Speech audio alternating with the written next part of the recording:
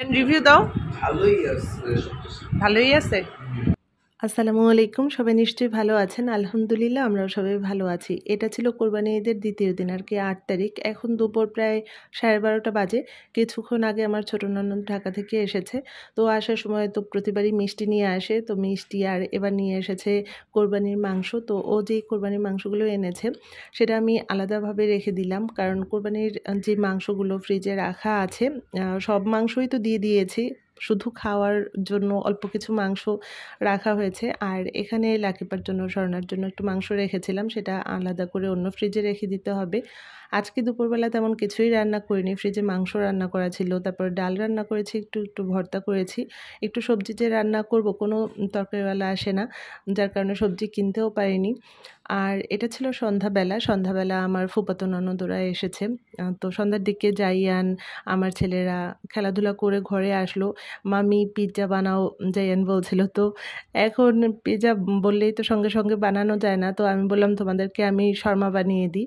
তো আমি বিফ শর্মা বানিয়েছি। এখানে আমার মেয়োনিজ, তাড়াতাড়ি করে একটু মেয়োনিজ বানিয়ে তারপরে বিফ ছিল আর কি, গরুর মাংস ছিল, সেটা দিয়ে শসা কুচি দিয়ে একদম শর্মা যেভাবে বানায় সেভাবেই বানিয়ে দিয়েছি এবং ওরা খুব মজা করে খেয়েছে। আর এটা ছিল 9 তারিখ সকালবেলা।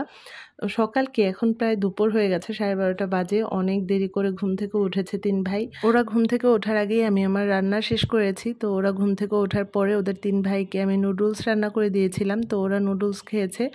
আর দুপুরবেলার জন্য আজকে তেমন কিছুই করিনি। গরুর মাংসর কালা ভুনা ছিল, তারপরে একটু সবজি করেছি আর ডাল করেছি।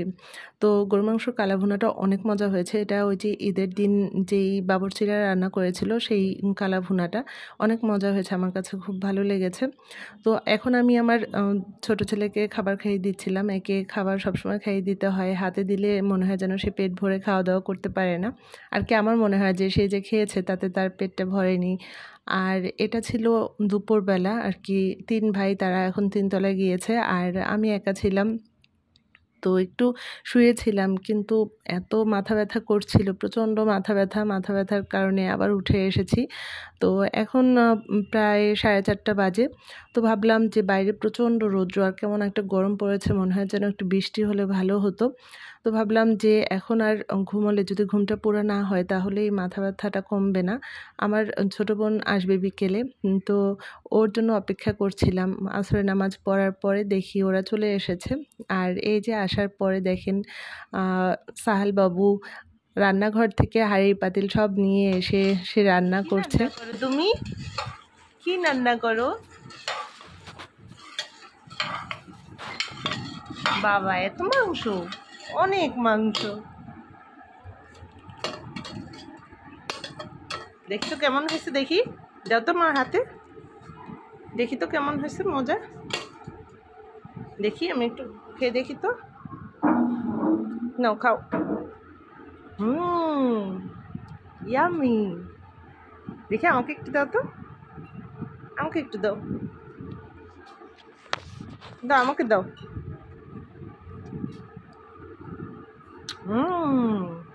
অনেক মজা। আমার বোনদের আজকে একটা দাওয়াত আছে রাতের বেলা, তো সেখানে যাওয়ার আগে আর কি আমার সঙ্গে দেখা করে গিয়েছে। তো ওরা চলে যাওয়ার পরে আপনাদের ভাই আবার মুরগি নিয়ে এসেছে, রোস্টের মুরগি। ফ্রিজে তো মুরগি নেই, আর রোস্টের জন্য একটু বেশি পরিমাণে লাগবে, যার কারণে বাজারে যেতে হয়েছে। আর এটা ছিল তারপর দিন আর কি, 10 তারিখ।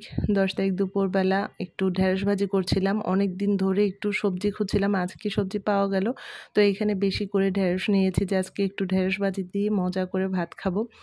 আর দুপুরবেলা তো মাংস ছিলই সঙ্গে। আর রান্না শেষ করার পরে আমি একটু বিকেলের জন্য ফালুদা রান্না করে রাখছি। ফালুদাটা একদম একটু ঠান্ডা ঠান্ডা খেতেই ভালো লাগে।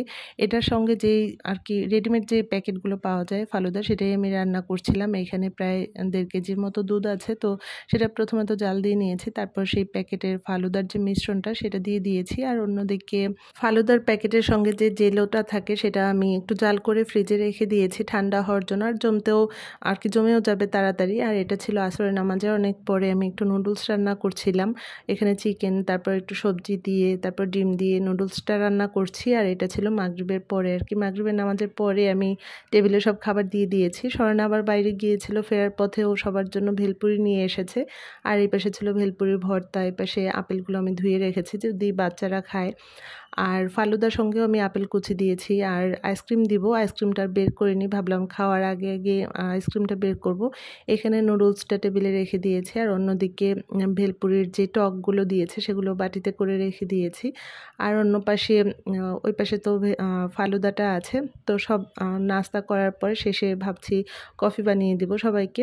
তো এই তো সন্ধ্যার নাস্তাটা সবাই একসঙ্গেই করলাম। আর অপেক্ষা করছিলাম আমার চাচাতো ননদ ওদের জন্য, ওরা বাইরে গিয়েছিল, ওদের জন্য অনেক সময় আমরা বসেছিলাম, কিন্তু অপেক্ষা করতে করতে দেখি ওরা আর আসছে না। বাচ্চাদেরও অনেক ক্ষুধা লেগেছে, তাই সবাইকে খাবারটা দিয়ে দিলাম। আগামী দিন আবার রোস্ট, পোলাও, মাংসগুলো করতে হবে, তাই ভাবলাম যে খাওয়া দাওয়া শেষ হয়ে গেলে তারপর আমি রোস্টটা রাতের বেলায় আর কি ঘুমোতে যাওয়ার আগে রোস্টটা রান্না করে নিব, তাহলে আগামী দিন আমার কাজটা সহজ হয়ে যাবে। গরুর মাংসটা একটু কষিয়ে রাখবো, গরুর মাংস কষানো থাকলে আর রোস্টটা রান্না থাকলে আমার কাজটা অনেক সহজ হয়ে যাবে। আর বাকি রান্নাগুলো আগামী দিন সকাল সকালই আমি করে নিব। তো বেশি মেহমান থাকলে এবং রান্নার আইটেম অনেক থাকলে এভাবেই আমি গুছিয়ে করার চেষ্টা করি কাজগুলো। তো আজকের ব্লগটা এখানেই রাখছি, সবাই ভালো থাকবেন, খোদা হাফেজ।